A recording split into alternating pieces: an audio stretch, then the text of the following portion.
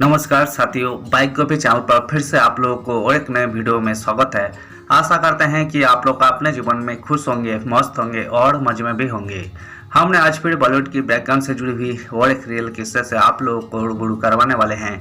बॉलीवुड के बैकग्राउंड में अनियत किस्से कहानियाँ छुपी हुई होती है जो कि आम जन तक नहीं पहुँच पाते हैं। हमारे चैनल पर हम कोशिश करते हैं उन्हीं किस्से कहानियों को आपके सामने लाने की।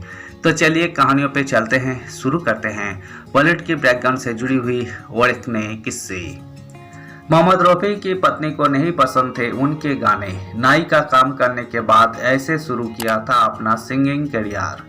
मोहम्मद रफ़ी की पहली पत्नी ने भारत आने से मना कर दिया और फिर वो पाकिस्तान रहने लगी। इसके बाद उन्होंने दूसरी शादी की और दूसरी पत्नी उनके गाने नहीं सुना करती थी।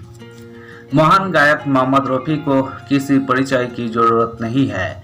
1944 में वही गायक बनने के लिए मुंबई आए थे और फिर उनकी आवाज़ और सुरों ने लोगों के दिल में जो जगह बनाई वो आज उनके जाने के बाद भी जिंदा है।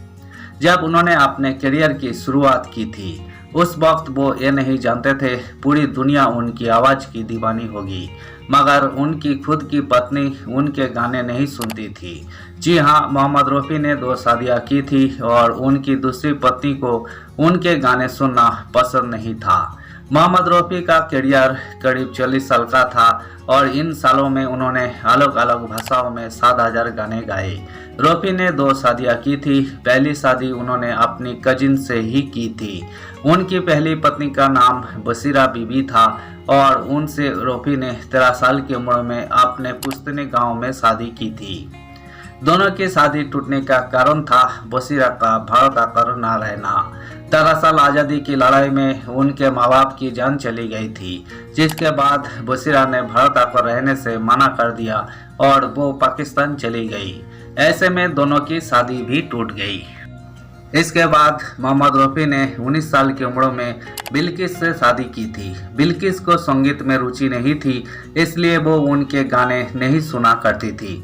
रफ़ी पर लिखी किताब मोहम्मद रफ़ी माई अब्बा ये मेमोयर में उनकी बहू यास्मीन खालिद ने लिखा है कि बिल्किस और रफ़ी के बीच गानों पर रॉयल्टी भुगतान को लेकर उनके बीच मतभेद थे, जिसके कारण वो उनके गाने नहीं सुनती थी। सिंगिंग करियर बनने से पहले नाई थे मोहम्मद रफ़ी। रफ़ी का जन्म 24 दिसंबर 1924 को अमृतसर के पास एक गांव कोटला सुल्तान सिंह में एक पंजाबी जाट मुस्लिम परिवार में अल्लाह राखी और हाजी अली मोहम्मद के घर पर हुआ था। वही 6 भाइयों में दूसरे नंबर पर थे।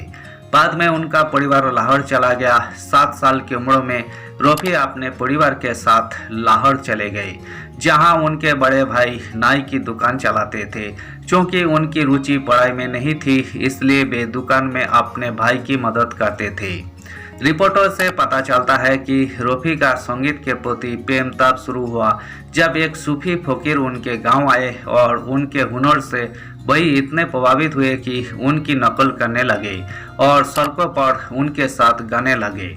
1945 में मोहम्मद रफ़ी ने फिल्म गांव की गोरी के लिए GM दुर्रानी के साथ आजी दिल हो काबू में तो दिलदार की ऐसी तैसी गाने के साथ सिंगिंग करियर की शुरुआत की थी। बता दें कि करीब 40 साल के अपने करियर में उन्होंने कई भाषाओं में 7,000 गानों को अपनी आवाज़ दी। बता दें कि रफ़ी धर्मों से मुस्लिम थे, लेकिन उनकी गायकी से लोग ऐसा नहीं मानते थे। धन्यवाद साथियों, इस वीडियो में हमने बॉलीवुड के मशहूर सिंगर मोहम्मद रफ़ी के जीवन से जुड़ी हुई किस्से को आपके सामने रखने की कोशिश की है। उम्मीद है दोस्तों वीडियो आपको जरूर पसंद आई होगी। वीडियो पसंद आए तो लाइक कर दीजिएगा। चैनल पर नए आए हैं तो प्लीज़ एक सब्सक्राइब कर दीजिएगा। मिलते हैं नेक्स्ट वीडियो में। धन्यवाद।